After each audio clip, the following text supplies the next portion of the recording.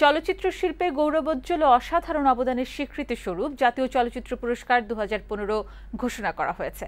2015 সালে শ্রেষ্ঠ অভিনেতা নির্বাচিত হয়েছেন যৌথভাবে শাকিব খান ও মাহফুজ আহমেদ, আর শ্রেষ্ঠ অভিনেত্রীর পুরস্কার পাচ্ছেন জয়া আহসান। এছাড়া যৌথভাবে আজীবন সম্মাননা পাচ্ছেন অভিনেত্রী শাবানা ও সঙ্গীত শিল্পী ফেরদৌসী রহমান। ফারিয়া ফারজানা রিপোর্ট দেখুন।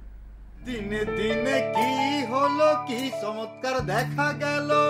2015 সালে জাতীয় চলচ্চিত্র পুরস্কার প্রদানের ঘোষণা দেওয়া হয় বৃহস্পতিবার রাতে। তথ্য মন্ত্রণালয়ের ঘোষণা অনুযায়ী 2015 সালে সেরা চলচ্চিত্রের পুরস্কার সহ সর্বাধিক 9টি বিভাগে পুরস্কার জিতেছে ভিন্ন ধারা চলচ্চিত্র বাবজানের বায়োস্কোপ। যৌথভাবে শ্রেষ্ঠ চলচ্চিত্র হিসেবে নির্বাচিত হয়েছে অনিল বাগচির একদিন। এই দুই ছবির পরিচালক রিয়াজুল মাওলা রিজু ও মোর্শেদুল ইসলাম নির্বাচিত হয়েছে শ্রেষ্ঠ পরিচালক। অনিল বাগচি। ঠিক নাম বলেন, ঠিক নামটা সালে বলেন।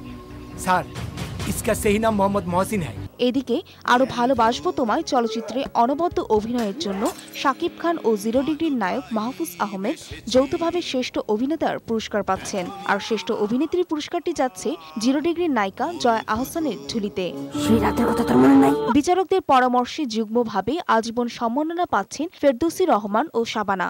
এছাড়া আরো 20টি বিভাগে পুরস্কারপ্রাপ্ত বিজয়ীদের নাম ঘোষণা করা হয়েছে। শ্রেষ্ঠ সঙ্গীত পরিচালক হয়েছেন সানি জোবায়ের, সুবিন নন্দী ও এসআই টুটুল হয়েছেন যৌথভাবে শ্রেষ্ঠ গায়ক, আর প্রিয়াঙ্কা গোপ পাচ্ছেন শ্রেষ্ঠ গায়িকার পুরস্কার। শ্রেষ্ঠ সহ অভিনেতা গাজী রাকায়েত, সহ অভিনেত্রী তমা মির্জা। ফারিয়া ফারজানা, বৈশাখী সংবাদ।